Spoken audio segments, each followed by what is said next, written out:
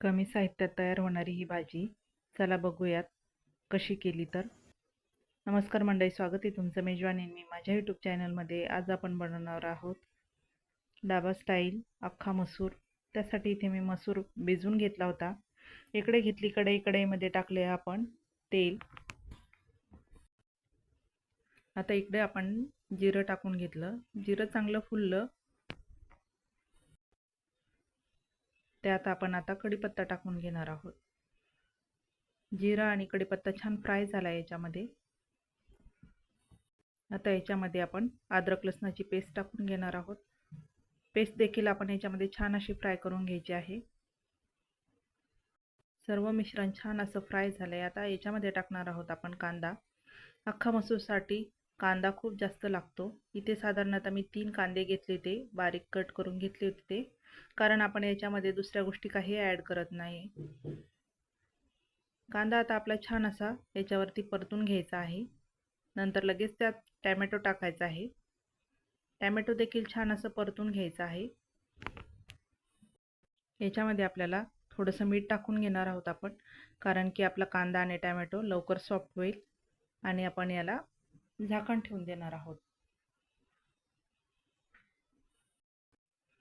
आता झाकण उघडून बघूयात. कांदा टॅमॅटो आपलं छान असं फ्राय झालं आहे. आता त्याच्यामध्ये आपण मसाले ॲड करून घेणार आहोत. त्याला परत एकदा छान असं फिरवून घ्यायचं आहे आपल्याला.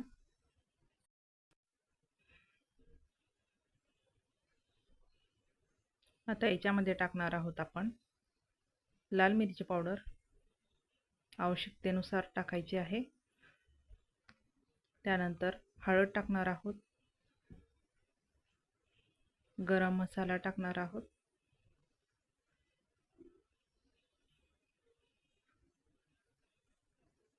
सर्व मसाले आता आपण टाकून झाले आहेत.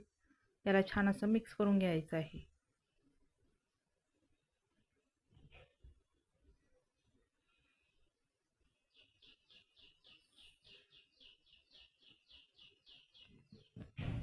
छान परतवून घ्यायचं याला सर्व मिश्रणाला, आणि झाकण ठेवून आपण याला परत थोडंसं शिजवून घेणार आहोत. बघू शकता आता आपलं कांदा टॅमॅटो हे सर्व मिश्रण छान असं मिक्स झालंय आणि छान असं शिजलं देखील आहे ते. आता याच्यामध्ये आपल्याला टाकायचं आहे अख्खा मसूर. अख्खा मसूर शिजवण्याची एक विशिष्ट पद्धती आहे.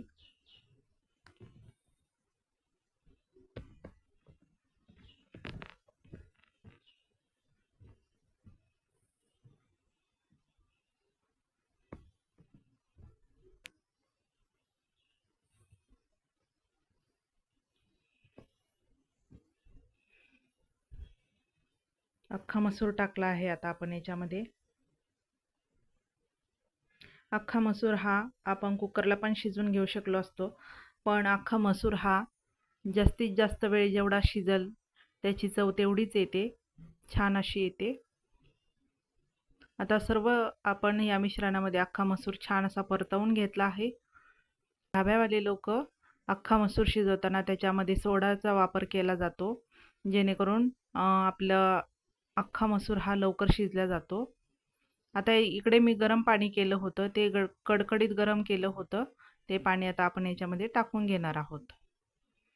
खूप सगळं पाणी टाकलं आहे, कारण अख्खा मसूर शिजायला वेळ लागणार आहे आपल्याला, आणि मंद आचेवरच आपण याला शिजवून घेणार आहोत.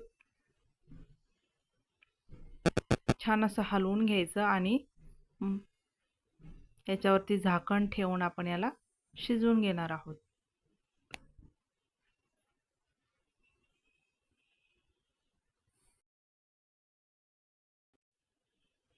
आता इकडे आपली भाजी शिजत आहे.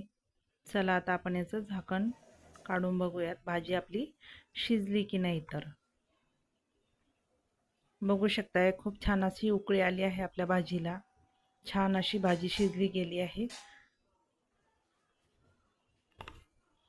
तर इकडे परत आपण 10 मिनिटं भाजी शिजवून घेणार आहोत छान अशी. आता आपण परत झाकण उघडून बघूयात. बघा, अगोदरपेक्षा आता आपली भाजी एकदम अशी घट्टसर झालेली आहे. पाणी पूर्ण त्यातलं कमी झालेलं आहे आणि छान शिजलेली आहे. आता इकडे घेतलंय आपण एका साईडला घ्यायचं आहे आपल्याला तडका पॅन, त्याच्यामध्ये टाकायचं आहे आपल्याला तूप.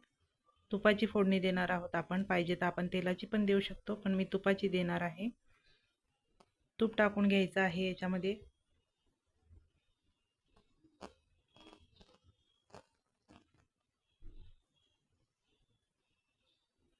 तूप छान असं गरम झालं की त्याच्यामध्ये आपल्याला टाकायचं आहे लसूण.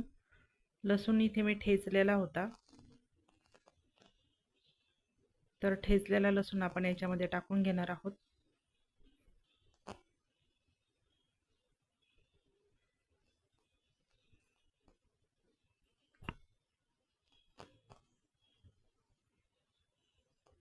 लसूण असा छान असा परतला गेला की त्याच्यामध्ये आपण टाकणार आहोत हिरवी मिरची.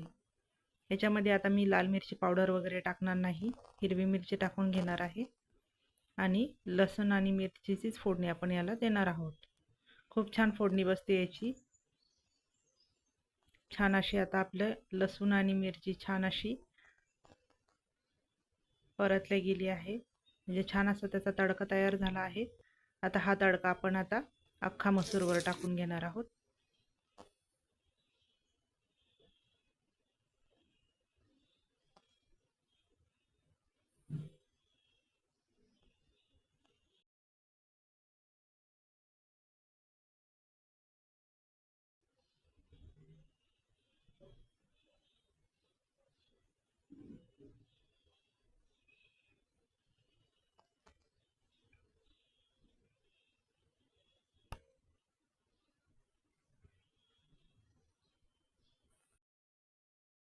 अशा प्रकारे आपला अख्खा मसूर तयार झालेला आहे. व्हिडिओ आवडला असेल तर लाईक करा, शेअर करा, कमेंट करा. चॅनलवर नवीन असाल तर चॅनलला सबस्क्राईब करायला विसरू नका. भेटूया नवीन व्हिडिओमध्ये. तोपर्यंत धन्यवाद.